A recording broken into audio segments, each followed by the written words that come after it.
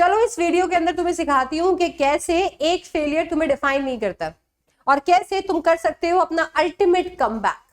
जी हाँ, अगर आप भी कंपार्टमेंट एग्जाम्स लिख रहे हैं तो ये वीडियो आपके लिए एक ऐसा वीडियो होने वाला है जो ना तो सिर्फ आपकी आंखें खोल देगा, बल्कि इस वीडियो के एंड में आपको इंग्लिश के लिए स्पेसिफिकली एक सरप्राइज गिफ्ट मिलने वाला है। ये वीडियो हाउएवर हर एक सब्जेक्ट के लिए एप्लीकेबल है, तो मेक श्योर हर एक बच्चा इसे एंड तक जरूर देखे। चलिए शुरू करते हैं। सबसे पहला, you have to master NCERT first. भाई first and the foremost Bible की जय।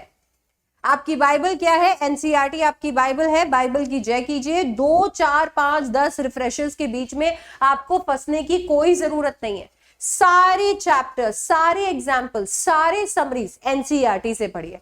कोशिश कीजिए कि आप कॉन्सेप्ट क्लैरिटी पे फोकस कर रहे हैं, रट्टाफिकेशन पे नहीं, रट्टे नहीं मार रहे हैं। क्योंकि देखिए एग्जाम में वो आपके कॉन्सेप्ट्स ही देखना चाहते हैं। जब हम कंपार्टमेंट दे रहे होते हैं तो बहुत सारे कॉन्सेप्ट्स हमें ऑलरेडी क्लियर होते हैं। हमें उन कॉन्सेप्ट्स को और बेटर करना है और ऐसे कॉन्सेप्ट्स जो हम पिछली बार बढ़िया तरीके से क्लियर नहीं कर पाए थे उन पे पूरा फोकस करना है। रट्टे मारकर पीछे भी कुछ नहीं मिला, पिछली बार भी कुछ नहीं मिला, इस बार भी कुछ नहीं मिलेगा। मेक श्योर कि हम ऐसा कॉन्सेप्ट क्लियर करके जाएं कि कुछ भी क्वेश्चन आए हम तैयार रहें।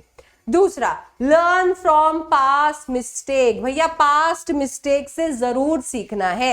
आपकी प्रीवियस आंसर शीट अगर आपने निकलवाई है तो एक बार उसे रिविजिट कीजिए, फिर से देखिए, रिकॉल करने की कोशिश कीजिए कि एग्जाम में क्या गलत हुआ था, क्या चीज थी जिसकी वजह से आपके मार्क्स कम आए। वो 3 घंटों को अपने दिमाग में प्ले करने की कोशिश कीजिए और अपनी आंसर शीट को सामने रखकर अपनी मिस्टेक्स को आइडेंटिफाई कीजिए, अपने इश्यूज आइडेंटिफाई कीजिए। क्या टाइम मैनेजमेंट नहीं कर पाए थे, पेपर छूट गया था, क्या कॉन्सेप्ट क्लैरिटी नहीं थी, या फिर आप रिविजन्स नहीं कर पाए थे, प्रैक्टिस नहीं कर पाए थे। इसको आइडेंटिफाई करने की कोशिश कीजिए एंड एक चेकलिस्ट बना लीजिए, इस चीज की नहीं कि इस बार क्या क्या करना है, इस चीज की कि इस बार मुझे क्या क्या नहीं करना है।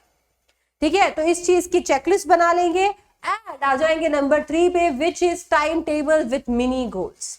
मिनी गोल्स के साथ में आपको अपना टाइम टेबल बनाना है। देखो यार, जितना भी टाइम आपके पास आपके कंपार्टमेंट के लिए रह गया है उसे आप इस तरीके से यूज कीजिए, एक फोकस मैनर के अंदर यूज कीजिए, जहां पे आप रिवीजन भी कर पा रहे हैं, आप अपने टीचर से डाउट भी पूछ पा रहे हैं, आप यहाँ पे मॉक पेपर्स भी लगा पा रहे हैं। आप कोशिश कीजिए कि यहाँ पे आप एकदम बैलेंस तरीके से थ्योरी और प्रैक्टिस में अपना टाइम डिवाइड कर सके।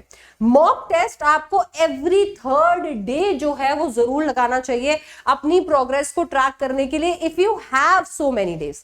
अगर इतना टाइम नहीं है आपके पास तो कम से कम एग्जाम से एक दिन पहले एक मॉक पेपर जरूर लगा के जाएं, एक सैंपल पेपर जरूर लगा के जाएं।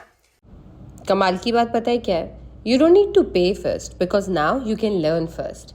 हमेशा सोचते होंगे ना कि प्लस सब्सक्रिप्शन लेना है, बट कैसा होगा, डैशबोर्ड कैसा होगा, फीचर्स कैसे होंगे, टीचर्स कैसे होंगे।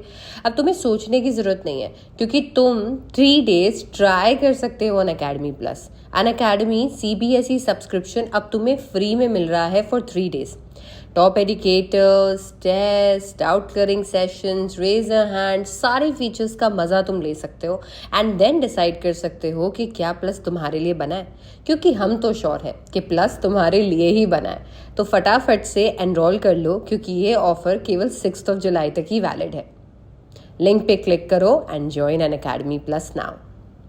Practice sample papers and PYQs, because ये आई ओपनर हो सकते हैं, आपको आपसे मिलाने में मदद कर सकते हैं और आपको CBSE का जो लेवल है उसके साथ कहीं ना कहीं एक एनकाउंटर दे सकते हैं। आप ऑलरेडी एक बार CBSE का पेपर देख चुके हो तो आई एम श्योर कि आपको पता होगा क्या लेवल पूछा जाता है। तो इसीलिए उसी लेवल के सैंपल पेपर्स लगाइए और एक बार प्रीवियस ईयर क्वेश्चंस पे फिर से नजर मार के देखिए कि ऐसे कौन से क्वेश्चंस थे जो आपको तकलीफ दे रहे थे पिछली बार, और उन क्वेश्चंस को पक्का करके जाइए। CBSE सैंपल पेपर्स कीजिए, पिछले 3 साल के कंपार्टमेंट पेपर्स कीजिए, because we are preparing for compartment. कोशिश करेंगे कि हम लोग आंसर्स भी लिखेंगे एग्जाम कंडीशन में। Make yourself sit for 3 hours straight, और जैसे एग्जाम के अंदर आपका पूरा एनवायरमेंट था, try to build that environment and write your answers. ठीक है, मेक श्योर कि कोई भी मिस्टेक्स अगर आपकी हैं आपके पेपर के अंदर, तो उन मिस्टेक्स को इग्नोर नहीं करना है, उन मिस्टेक्स को लिख लीजिए भूल जाते हैं तो, बट मेक श्योर कि वो मिस्टेक्स फिर से हम रिपीट एग्जाम में ना करें।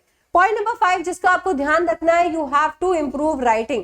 हैंड राइटिंग बहुत ही गंदी है, हो सकता है उसकी वजह से भी मार्क्स ना मिले हो, टीचर को समझ में ही नहीं आया हो कि आपने क्या लिखा है, तो मेक श्योर कि आप प्रेजेंटेशन अच्छी करें। रातों रात हैंड राइटिंग हम नहीं सुधार सकते, बट प्रेजेंटेशन सुधार सकते हैं। तो हैंड राइटिंग को आप अच्छे से लिख के, जितना अच्छे से लिख सकते हैं उतना अच्छे से लिखिए पेपर, और प्रेजेंटेशन पे फोकस कीजिए। आंसरिंग स्किल्स पे भी फोकस करेंगे, क्योंकि यहाँ पे क्या क्या पढ़ के आए और यहाँ क्या क्या स्टोर्ड है वो कोई नहीं देखता, अल्टीमेटली सब वही देखते हैं जो वहां पे लिखा होता है 3 घंटे में आंसर की में। तो you have to work on presentation, आपकी हेडिंग्स हो गई, अंडरलाइनिंग हो गई, स्टेप वाइज कैसे आपको सोल्यूशंस बनाने हैं, प्रैक्टिस करेंगे प्रॉपर तरीके के फॉर्मेट्स आपके राइटिंग स्किल्स में, लेटर्स, रिपोर्ट्स हो गए, कहीं डायग्राम्स बनाने तो डायग्राम्स हो गए, कोई चार्ट वर्क हो गया, कोई मैप पेपर्स वर्क हो गया, वो सब पे कोशिश करेंगे। अपने आंसर्स के अंदर कीवर्ड्स डालेंगे, कोटेशंस डालेंगे, एग्जांपल्स डालेंगे, इस तरीके से आंसर्स लिखेंगे जैसे कि हम किसी एक रीडर के लिए लिख रहे हैं जिसे इसके बारे में नहीं पता, जिसे कॉन्सेप्ट के बारे में नहीं पता। मतलब अगर मैं कहीं पे भी इलस्ट्रेशन से, एग्जाम्पल से, किसी तरीके के डायग्राम्स बना के, कोई मैप वर्क के थ्रू, कोई तरीके के ग्राफ बनाकर, कोई चार्ट बनाकर अगर मैं समझा सकती हूँ, स्पेशली फ्लो चार्ट्स बनाकर अगर मैं समझा सकती हूँ, I should do that. Okay, because ये मेरी कॉपी को बहुत प्रेजेंटेशन वाइज अच्छा भी बनाता है, and at the same time teacher को समझने में भी आसानी होती है, that I know this answer. And final मेरा पॉइंट है, you have to stay mentally strong. This is your comeback. Please no one, allow no one to dim your light. हो जाता है कभी कभी हम लोग अपनी मेहनत करते हैं, बट कभी कभी वैसा रिजल्ट निकल कर नहीं आता जैसा रिजल्ट हम एक्सपेक्ट कर रहे होते हैं, but this is not the end of the world, right? ये आपकी दुनिया का अंत नहीं है, ये सिर्फ और सिर्फ एक सेटबैक है, और इससे आप और तेजी से निकल कर आएंगे। तो don't let one setback define you, ये आपका बाउंस बैक मोमेंट है। मेक श्योर कि ये बाउंस बैक मोमेंट ही रहे, ये वो मोमेंट नहीं रहे जो आपको तोड़ दे, ठीक है? अपना काम माइंड से लेकर, अच्छे से सोकर, अच्छा खाना खाकर मेक श्योर कि आप एग्जाम के अंदर जाएं।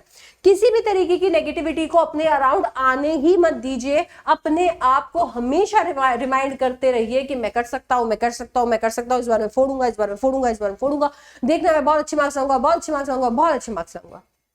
कोई बात नहीं, एक बार जो हुआ वो हुआ। देखो, अगर एक बार गलती होती है, ठीक है, आप उसे अगली बार सुधार देते हो तो वो एक बार वाली गलती होती है, पर अगर आप वही रिपीट करते रहते हो तो फिर वो गुनाह बन जाता है, फिर वो आपकी आदत बन जाती है और फिर वो गलत है। अगर इस बार जो हुआ हो गया, बट अगर आप कंपार्टमेंट में अच्छे मार्क्स लेकर आते हो तो आप ये प्रूव कर सकते हो कि पिछली बार जो था वो एक गलती थी, and now you have learn from your mistakes. और वही करना चाहिए एक सही इंसान को। अब जैसे कि मैंने आपको वीडियो की स्टार्टिंग में प्रॉमिस किया था, I have something for you. ये आप आपके टेलीग्राम से डाउनलोड भी कर सकते हैं, लिंक मैं आपको नीचे दे दूंगी। अगर आपका इंग्लिश के अंदर कंपार्टमेंट आया है तो आपको क्या करना है, आपको चैप्टर वाइज प्रेपरेशन के ट्रैकर को जो है वो डाउनलोड कर लेना है। यहाँ पे मैंने चैप्टर वाइज किन किन चीजों पे क्वेश्चंस पूछे जाते हैं वो बना दिया है। जैसे द लास्ट लेसन के अंदर थीम पे क्वेश्चन पूछे जाते हैं, फ्रांस के इमोशंस पे क्वेश्चन पूछे जाते हैं, लैंग्वेज और कल्चर से रिलेटेड क्वेश्चन पूछे जाते हैं।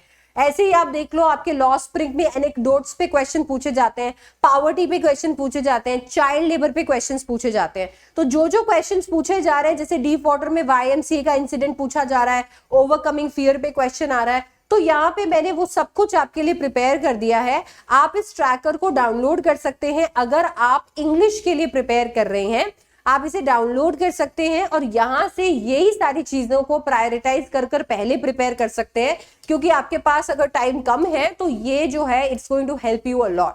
You can also get this printed and try कि आप जैसे जैसे जो जो टॉपिक्स करते जा रहे हैं आप यहाँ पर चेक मार्क लगाते जाएं।